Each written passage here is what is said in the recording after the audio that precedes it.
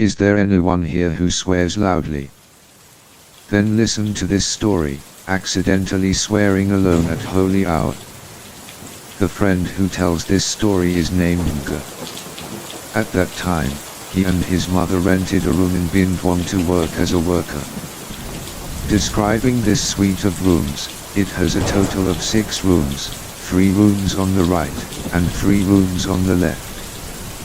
Nga's mother and child are in the middle room on the right. Opposite Miss Nga's room, there is a couple. The husband's name is Sun, and the wife's name is Lin. These 2 brothers and sisters only do manual work in society. The wife buys and sells scrap, and the husband drives a motorbike taxi. I thought that with such a poor life, Miss Lina's husband would try hard to do business, to take care of his wife and children in the future, but no, this Mr. Sun is a very bad husband.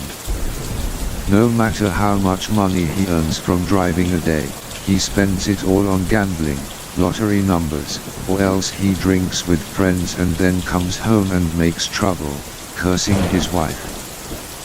Then there were many times when husband and wife quarreled with each other, and these sons also promised to quit gambling on lottery numbers, but as everyone knows, gambling is not easy to quit. That day was around 12 noon on Sunday. Miss Nga's mother and child were sitting in the room to eat, and from the alley, they heard the voices of Miss Lin and Mr. Sun arguing. When entering the house, this Miss Lin shouted very loudly, cursing this Mr. Sun, "Why did you promise me you won't gamble anymore? No more lottery numbers. But today I caught you in person to bet on the lottery." Mr. Sun just pointed his finger at Miss Lina's face and said, "Shut your mouth. I told you I'm not playing, stop talking to me." At this moment, the water suddenly broke its banks, so Miss Lin took all the bowls and dishes in her house and threw them all on the ground to spite Mr. Sun. During such a fight, fragments of the cup fell onto Mr. Sun's hand, so he was scratched and bled a lot. But Miss Lin didn't care. Because her anger was at its peak, she beat and cursed her husband, saying, "Do you dare to swear to me? If you bet on the lottery, go out and let a car run you over and kill you." We were in the middle of a fight, so Mr. Sun used his foot to kick the pieces of glass and cups into Miss Lina's body, but they didn't hit Miss Lin, but instead they flew into his altar. He broke the water bowls on the altar, then he said, "You really want me to die, right? Yes, okay, I swear, if I bet on the lottery, I will die intact so you can marry another husband to suit your heart." Then he took the car and ran out of the house. When her husband left, Lin collapsed on the ground and cried a lot. Until that evening, before closing the door to go to bed, you and your mother still hadn't seen what happened. When Mr. Sun returned home, he just thought he was angry with his wife. He just went out drinking with his friends. You went to bed somewhere around 2 a.m., then you woke up to go to the bathroom. When you go out, you pour a glass of water and go out the window, open it a little to drink water, then go back to bed to go to sleep. Then the moment you just opened the door, I saw a very familiar shadow outside the alley. I squinted my eyes to look closely, and it turned out to be Mr. Sun. At that moment, if you see this Mr. Sun turn around to see you, then open his mouth and smile at you, you will only think that this Mr. Sun, after arguing with his wife today, is going out to drink. It wasn't until 2 or 3 o'clock in the morning that I finally got home, but why haven't I come in yet?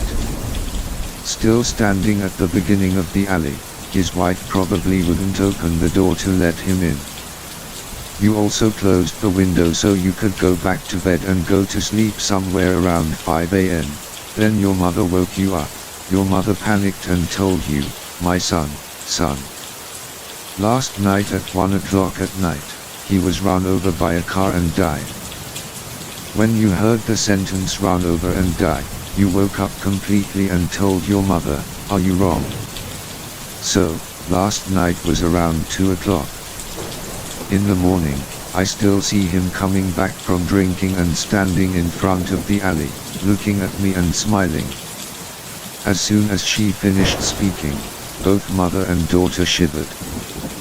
Miss Lin cried up and down like crazy. No matter how bad her husband was, he was still the one sleeping with her. Looking at that scene, everyone in the neighborhood felt very sad.